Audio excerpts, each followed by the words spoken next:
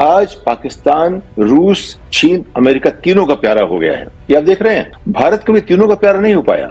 भारत रूस के साथ था, नॉन अलाइंड कहता था, तो पाकिस्तान उस कड़ी में बहुत महत्वपूर्ण जगह बनी हुई है। पाकिस्तान ज्यादा जरूरी हो गया है अमेरिका के लिए। वहां के कमांडर जो है वो ये कह दे रहे हैं कि पाकिस्तान आतंकवाद के खिलाफ लड़ाई में बहुत अहम साथी है। अमेरिका का अहम जिम्मेदारियां अब आतंकवाद के खिलाफ। पाकिस्तान की जो आज की जो उसकी जगह बनी है, उसके पीछे अमेरिका 1947 से रहा है। अमेरिका ने भारत को चेक करने के लिए पाकिस्तान को उसको पूरा मजबूत रखा, उसको असला दिया, हथियार दिए, सेबर F-16 दिए। एक जमाने में हमको नहीं दिए। पाकिस्तान एक स्ट्रेटेजिक लोकेशन उसकी ऐसी है, उसकी वजह यह है कि ऊपर रूस है, नीचे भारत है, बगल में चीन है, पूरब में चीन, उत्तर में रूस और दक्षिण भारत। उन तीनों के बीच में एक छोटा सा देश है पाकिस्तान और अफगानिस्तान। ट्रंप और मोदी जी आमने सामने होंगे तो मोदी जी के पास ये बड़ा मौका है जब वो ट्रंप के सामने ये इस बात से इनकार कर सकते हैं कि सीज फायर में ट्रेड से कोई लेना देना नहीं था, कहीं ट्रंप का रोल नहीं था, कोई दबाव नहीं था भारत के ऊपर। क्या ऐसा करते हुए मोदी जी दिख सकते हैं? बड़ा मौका उठा पाएंगे लाभ इसका मोदी जी? उसके सामने बोले तो उसको अपनी बेइज्जती ही करनी पड़ेगी, उसका कोई इस पे दो राय नहीं है। जो बोलेगा उसकी बेइज्जती होगी, उसका नाम चाहे नरेंद्र मोदी हो। अगर ट्रंप के सामने आप बोलेंगे तो आपकी बेइज्जती जनता के बीच में होगी। तो सबसे समझदारी यही है, बोलने की कोई जरूरत नहीं है। उसके साथ सारा काम डिप्लोमेटिक जो हो वो बैक स्टेज पर होना चाहिए, सामने से उस पर वार करने की कोई जरूरत नहीं है। वो करेंगे, वो निरंकुश आदमी है। उसमें जो मान्यता हमारी समाज की, सभ्यता की, बातचीत की है, उसका कोई भी उससे लेना देना नहीं है। उसने हर अमेरिकन नेता को क्रिकेट हिलरी कहा, पोकाहोंटा वारन कहा, हर एक को रूबियो कह दिया, छोटू रूबियो कह दिया। आज पाकिस्तान, रूस, चीन, अमेरिका तीनों का प्यारा हो।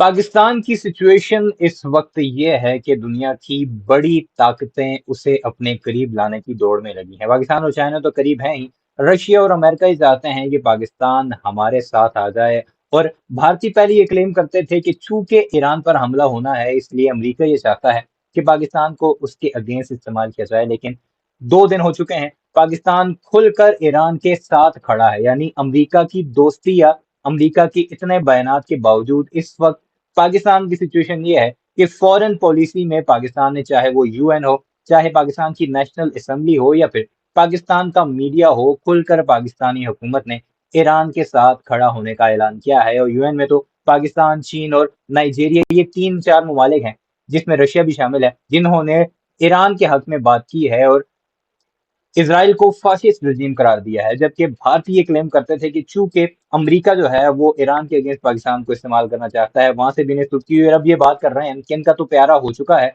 अगर नरेंद्र मोदी ट्रंप के सामने G7 में कोई ऐसी बात करेगा तो ट्रंप उसे वहीं जलील कर देगा। इसलिए नरेंद्र मोदी को बात तक नहीं करनी चाहिए। तो ये कुछ चल रहा है फॉरेन पॉलिसी को लेकर।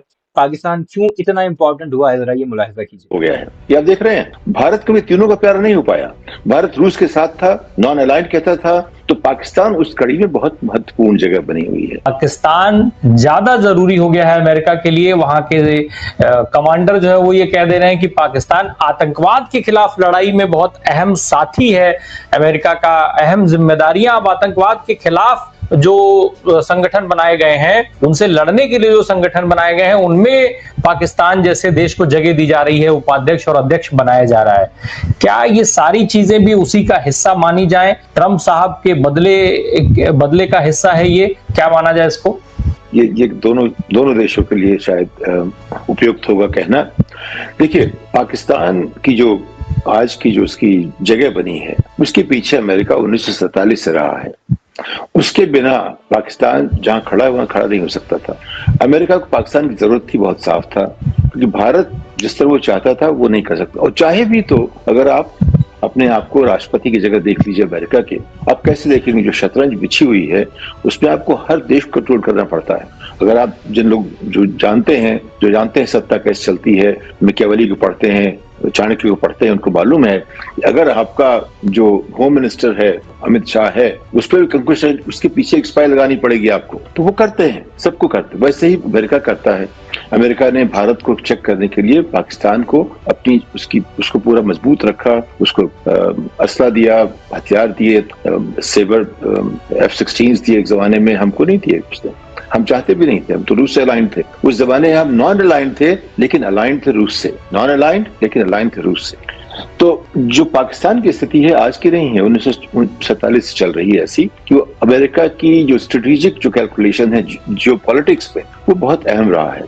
जब बात आई अफगानिस्तान में, जब रूस से झगड़ा करने की, अफगानिस्तान को अपना बैटलफील्ड बनाया था, उसकी क्या वजह थी? इसीलिए आप उसको देखें तो पाकिस्तान एक स्ट्रेटेजिक लोकेशन उसकी ऐसी है, उसकी वजह यह है कि ऊपर रूस है, नीचे भारत है, बगल में चीन है, पूरब में चीन, उत्तर में रूस और दक्षिण भारत। उन तीनों के बीच में एक छोटा सा देश है पाकिस्तान और अफगानिस्तान। तो अब देख रहे हैं कि अब वहाँ चीन की प्रभुता आ रही है कमर्शियली। अमेरिका की प्रभुता जो थी अब तक डिफेंस वाली थी, अब चीन डिफेंस में आ गया है। कुछ लोग कहते हैं ये हिंदुस्तान का झगड़ा पाकिस्तान से नहीं था, ये हिंदुस्तान का झगड़ा पाकिस्तान प्लस चाइना से था, ये भी कहा जा रहा है। जो लोग स्ट्रेटेजिक एनालिस्ट ऐसे उसको देख रहे हैं। तो पाकिस्तान की अपनी भूमिका जो है बहुत अहम है उसको जियो पॉलिटिक्स को लेकर के, उसमें उसका पूरा साथ देना पड़ेगा। और अमेरिका के पास ये नहीं होता कि आप हमारे दोस्त हैं तो हम आपके दुश्मनों से बात नहीं करेंगे। अगर आप हमारे दोस्त हैं और आपके दुश्मन, उनको हम जानते हैं, उनको हम छोड़ते नहीं है, उनसे बात चलती रहती है। अपने आप देख लीजिए, तो वैसे होता है डिप्लोमेसी में। पाकिस्तान हिंदुस्तान का दुश्मन हो सकता है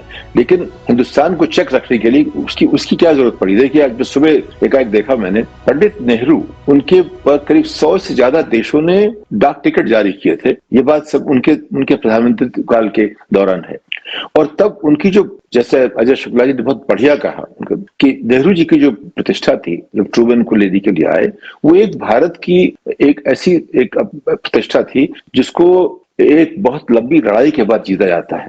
मैं अभी सोच रहा था जब विजय जी बात कर रहे थे कि जो हमारे आज की तारीख में अगर आपके पास बाबा नागार्जुन आते, नागार्जुन जो कवि थे, उनका नाम शायद सुना होगा सबने, वो आते तो उनकी प्रतिष्ठा होगी या चेतन भगत की होगी। तो भारत 1949 में नागार्जुन था, उससे कैसे मुझे 2 पैसे मिले, तो बहुत फर्क है। तो आज का भारत जो है वो कुछ भगती हो गया है, जो हमारा जो आदर का भारत था। लेकिन पाकिस्तान की जो सामरिक स्थिति है वो उसकी जगह जियोपॉलिटिक्स से शुरू होती है।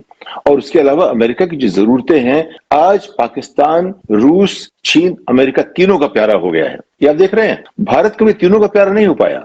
भारत रूस के साथ था, नॉन अलाइंड कहता था, अमेरिका से झगड़ता रहा हमेशा। अजय जी ने बात की सीआईए की, सीआईए देखिए जिस तरह वो ऑपरेट करता है, वो हर देश में जो भी आदमी सफल है, वो चाहे सत्ता में है, सत्ता के बाहर है, उसका सबसे संपर्क रहता है।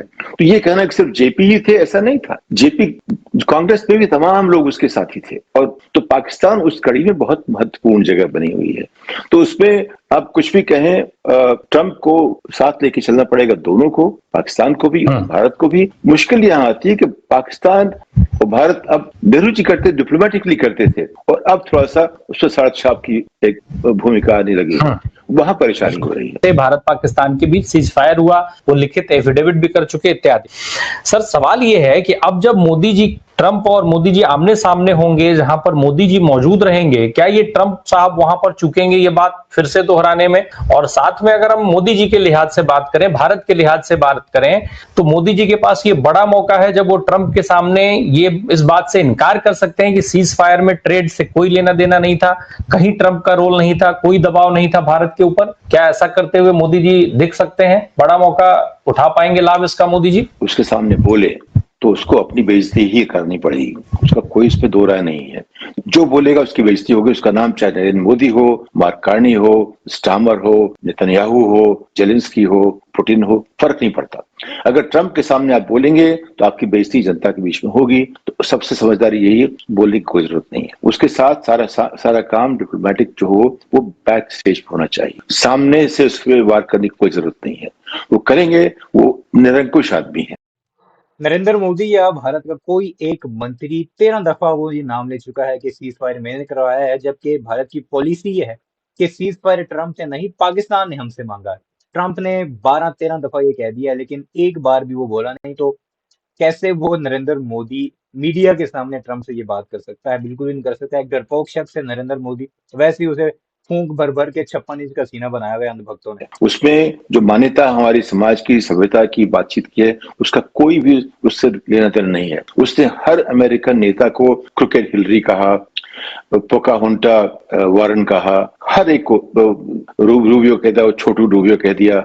उसने हर आदमी को नाम दे रखा है, कोई भी हो। गवर्नर न्यूसम को बोला, न्यूसकम बोल दिया। तो उसके मुंह पे कोई लगाम नहीं है। जिसकी जबान पे लगाम नहीं होती, हमारी सभ्यता में कहा गया है, उसके मुंह लगना नहीं चाहिए।